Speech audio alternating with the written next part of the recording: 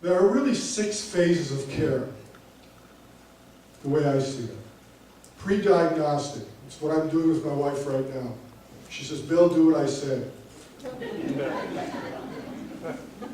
She's managing certain parts of her life. I call it family engineering. I have certain roles, she has certain roles. We support each other, we mutually support each other. If something happens, she can't do the checkbook, I'm in trouble. I'm like everybody else. And I'm not going to know where she puts stuff. So I don't always take my own advice, because all those things should be known by each.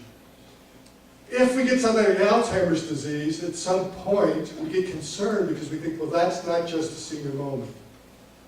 And if it's severe enough, which by the way is usually late stage 3 or 4 of the scale I'm going through, to get diagnosed with the medical community, then we're probably going to be into some kind of care phase at that point in time, because some of the higher level things are going to start failing because those are the things that go first. The checkbook will go well before dressing, because it's more complicated. At some point, some people get a diagnosis. Could be mild cognitive impairment, could be Alzheimer's, could be Lewy body, could be dementia not otherwise specified. Don't know what to call it. The word dementia is the operative one. Diagnosis doesn't always involve a dementia. I see many people that aren't demented that see me regularly. If there's a progressive cognitive decline, certain brain skills will start losing their abilities. As a spouse or a family member, I'm going to pick up the slack. That's caregiving. If Pamela forgets to pay the bills,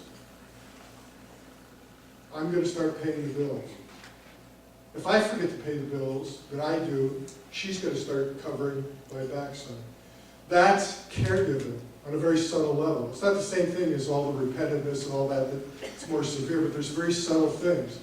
And that's why it's important to know when these things start changing, because a lot of times we wait until they've changed so much, you've got to go in and take something away, instead of having a plan with the person. And I'm not saying it's easy if you have a plan, but it's easier to be proactive than reactive. If it goes on long enough, chronic caregiving, that means it's gone on for years, it's wearing you out.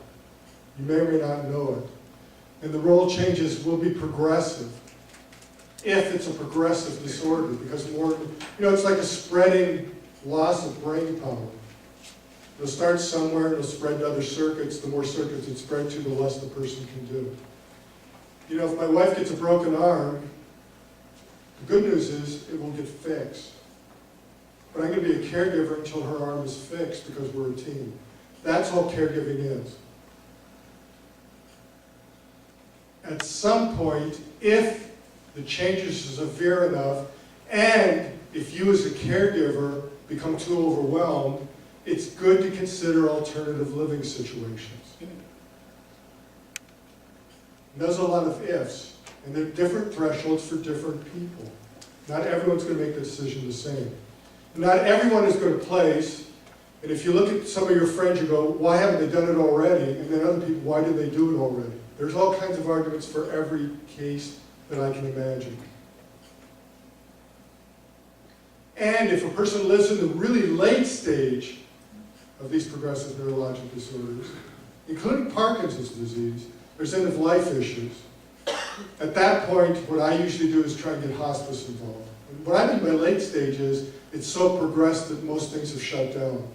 Luckily, most people don't live to those stages. But some do. And you've got to be thinking about that early in case you need a plan. Because again, I like plans. There's all kinds of plans to me.